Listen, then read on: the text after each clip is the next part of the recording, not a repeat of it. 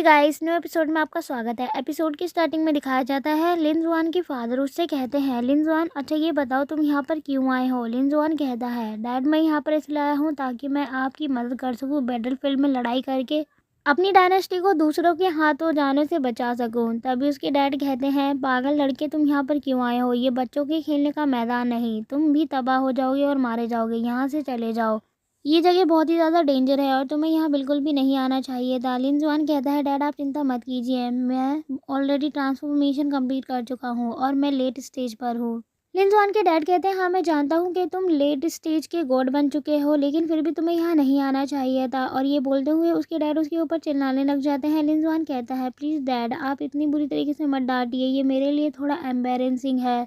लिन जुआन के फादर की बात सुनते ही एम्पर खड़े हो जाते हैं और वो कहते हैं, क्या कहा तुमने, तुम ट्रांसफॉर्मेशन गॉड के लेट स्टेज पे हो, फिर तो हमें दुश्मन टीम से डरने की बिल्कुल भी ज़रूरत नहीं, क्योंकि तुम अकेले ही उन लोगों का मुकाबला कर सकते हो और हमारी बहुत ज़्यादा बड़ी हेल्प हो जाएगी। लिन जुआन कहता है, हाँ ये बिल्कुल सच है, और ये कहते हुए वो अपनी पावर को अनलिश करने लग जाता है। लिन जुआन के फादर देख के खुद ये हैरान हो जाते हैं और वो सोचते हुए अपने मन में कहते हैं, लिन जुआन इतनी जल्दी इतने ज़्यादा आगे कैसे पहुँच सकता है, क्योंकि उसे अपने घर छोड़े हुए सिर्फ 15 साल ही हुए हैं और कोई भी ट्रांसफॉर्मेशन गॉड के लेट स्टेज पे इतनी जल्दी कैसे पहुंच सकता है, ये विश्वास करना थोड़ा मुश्किल है।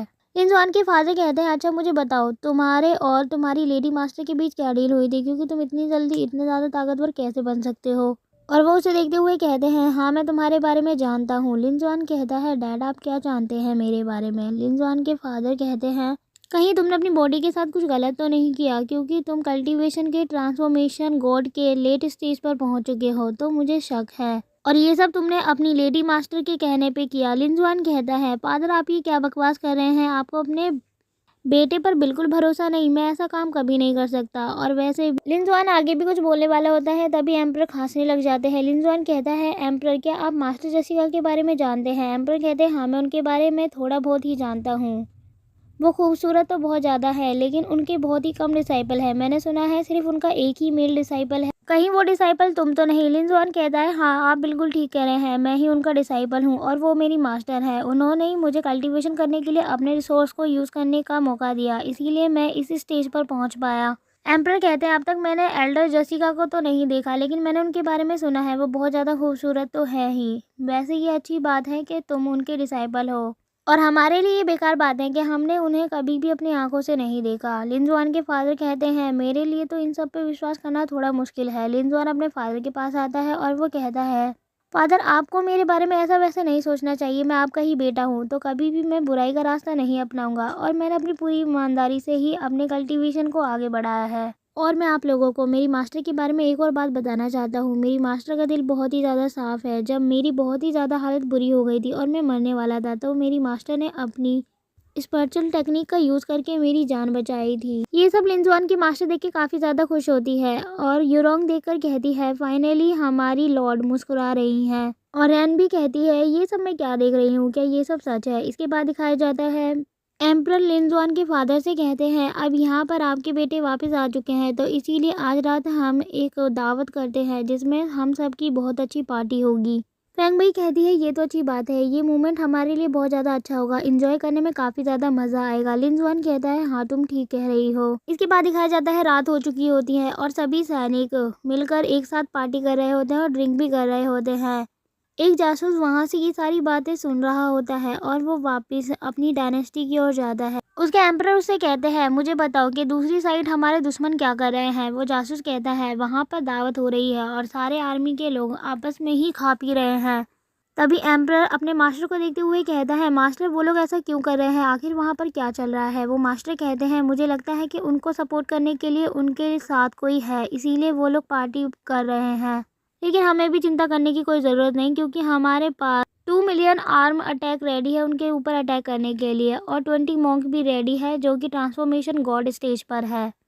इतनी सारी चीज़ के होने के बावजूद हमें उन लोगों से डरने की कोई ज़रूरत नहीं, हम आसानी से उन्हें हरा सकते हैं। एम्परर कहते हैं अच्छा आप इस वर्ल्ड के बहुत ही ज़्यादा अच्छे मास्टर हैं, तो आप बताइए हमें किस टाइम उन लोगों के ऊपर अटैक करना चाहिए। मास्टर कहते हैं हमें आज रात उन लोगों के ऊपर अटैक करना शुरू कर देना चाहिए, यही बेस्ट समय है। इसके बाद नेक्स्ट सीन दिखाया जाता है लियांग डायनेस्टी के एम्परर मॉन्क से कहते हैं आप सभी मॉन्क रेडी हो जाओ, आज हम नैनयांग डायनेस्टी के ऊपर अटैक करने वाले हैं और उन सभी लोगों को ख़त्म कर देंगे। और वो सारे लोग अब बॉर्डर क्रॉस कर चुके होते हैं लियांग डायनेस्टी का और नैनयांग डायनेस्टी के ऊपर अटैक करने के लिए आगे बढ़ चुके होते हैं और एक एक करके आगे बढ़ रहे होते हैं। वहीं दूसरी ओर नैनयांग डायनेस्टी के लोग बहुत ज़्यादा खुश होते हैं और खुशी से दावत को एंजॉय कर रहे होते हैं। वो लोग ड्रिंक भी कर रहे होते हैं। लिन जुआन को लियांग डायनेस्टी के आते हुए एम्परर और जितने भी मॉन्क आ रहे होते हैं उनका पता चल जाता है और वो अपने मन में कहता है वो लोग यहाँ पर फाइनली आ चुके हैं। और तभी लियांग डायनेस्टी के आए हुए मॉन्क की आवाज़ दो लोग सुन लेते हैं और वो आपस में सुनने के बाद कहते हैं ये आवाज़ तो लियांग डायनेस्टी के कल्टीवेटर्स की आ रही है, वो लोग फाइनली यहाँ पर आ गए हमें मारने के लिए। लिन जुआन तभी उन दोनों के पास जाता है और वो कहता है अरे आप लोग इतने ज़्यादा टेंशन क्यों करने लगे, आप लोग पार्टी एंजॉय करो और अपनी ड्रिंक को बिल्कुल भी वेस्ट मत करना, आप लोग उनकी चिंता मत करो, उन्हें तो मैं संभालूंगा। लिन जुआन से एम्परर कहते हैं तुम अकेले वहाँ पर नहीं जा सकते, वो लोग 20 कल्टीवेटर हैं और तुम अकेले उनका मुकाबला कैसे कर पाओगे। लिन जुआन कहता है आप चिंता मत करो, वो 20 ही तो हैं, मैं उन्हें संभाल लूँगा। तभी एक बूढ़ा आदमी आगे बढ़ता है और वो कहता है लिन जुआन के साथ मैं भी जाऊँगा दुश्मनों से फाइट करने के लिए, क्योंकि इतने सालों से हमारे ही लोग मारे जा रहे हैं उनके चक्कर में। वैसे मैं जानता हूँ कि मैं अब तक इतना ज़्यादा लॉयल नहीं था कि मैं अपनी जन्मभूमि के लिए अपनी जान त्याग दूँ, लेकिन अब मैं चाहता हूँ कि मैं जब तक ज़िंदा हूँ तब तक मैं फ़ाइट करूँ और उन लोगों को हराने की पूरी कोशिश करूँ और हम सब मिलके एक नया रास्ता अपना सकते हैं और हम लोग उनको हराने में कामयाब भी होंगे। तभी एम्परर कहते हैं ठीक है ये काफ़ी ज़्यादा अच्छा आइडिया है, हमें साथ मिलकर फ़ाइट करनी होगी। और इतना कहते ही एम्परर अपने हाथ पे कट लगाते हैं और अपने ब्लड को अपने मुकुट के अंदर डालते हैं और वो कहते हैं मेरा ब्लड इसमें इकट्ठा है और मैं तुम लोगों का वेट करूंगा, तुम लोग विजय होकर आओगे, उन लोगों को हरा दोगे। और तभी फेंग मई लिन जुआन से कहती है लिन जुआन अब मैं क्या करूँगी, मेरा क्या काम है मुझे बताओ। लिन जुआन कहता है तुम यहीं रहना और हमारे एम्परर की रक्षा करना, मैं जा रहा हूँ बाहर उन लोगों से फाइट करने। और इसके बाद दिखाया जाता है लिन जुआन 4 लोगों के साथ बाहर चला जाता है उन लोगों से फाइट करने के लिए और वो लोग सामने की ओर देख रहे होते हैं। वो लोग उन लोगों के अकॉर्डिंग काफ़ी ज़्यादा कम होते हैं। बूढ़ा आदमी लिन जुआन से कहता है वो लोग इतने सारे हैं और हम लोग इतने कम हैं, तुम्हें लगता है कि हम जीत पाएंगे। लिन जुआन कहता है चिंता मत करो, हम डेफिनेटली जीतेंगे, हम लोग उनसे काफ़ी ज़्यादा तेज हैं। बूढ़ा आदमी कहता है अच्छा ये बताओ कि अब हमें क्या करना होगा, क्या तुम्हारे पास कोई प्लान है। लिन जुआन उसे अपना प्लान बताता है और बाकी के लोग भी प्लान समझने की कोशिश करते हैं, लेकिन उन लोगों को भी अभी सही से प्लान समझ नहीं आया होता है। वहीं दूसरी ओर नैनयांग डायनेस्टी का एम्परर और बाकी के सैनिक उन लोगों को देखकर कहते हैं ये लोग तो इतने कम है, ये लोग तो हमसे बिल्कुल भी मुकाबला नहीं कर पाएंगे। लिन जुआन उन लोगों को देख रहा होता है। एम्परर उन लोगों को देखकर कहता है तुम लोग तो बहुत ही ज़्यादा कम हो और हम लोग 20 मॉन्क कल्टीवेटर हैं, तुम्हें लगता है कि तुम लोग हमसे जीत पाओगे। लिन जुआन कहता है अच्छा तुम्हें अपने ऊपर कुछ ज़्यादा ही घमंड है। वैसे मैं तुम लोगों को एक बात बता दूं, तुम लोग जो पीछे देख रहे हो मेरे साथ, वो लोग बेशक मेरे साथ आए हैं, लेकिन मैं उन लोगों को सिर्फ यहाँ पर दिखाने के लिए लाया हूँ।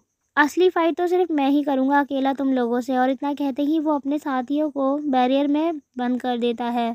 लियांग डायनेस्टी का एम्परर कहता है तुम्हारी ज़बान तो बहुत ही ज़्यादा कड़वी है, तुम्हें बोलने का तरीका नहीं आता। और इतना कहते ही वो अपनी पावर का यूज़ करने लग जाता है और लिन जुआन के ऊपर अटैक करने लग जाता है और अटैक करते हुए कहता है ज़रा मैं भी तो देखूं आखिर तुम कितने ज़्यादा ताकतवर हो। और तभी लिन जुआन अपनी पावर का यूज़ करने लग जाता है और जितने भी वहाँ पे लोग होते हैं वो लिन जुआन से कहते हैं यंग मास्टर संभल कर। लिन जुआन अपने वेपन को निकाल लेता है और एक इंस्ट्रूमेंट का यूज़ करते हुए उसे रोक रहा होता है और रोकते हुए कहता है तुम्हारे अंदर काफ़ी ज़्यादा पावर है, लेकिन मेरे सामने तुम टिक नहीं सकते।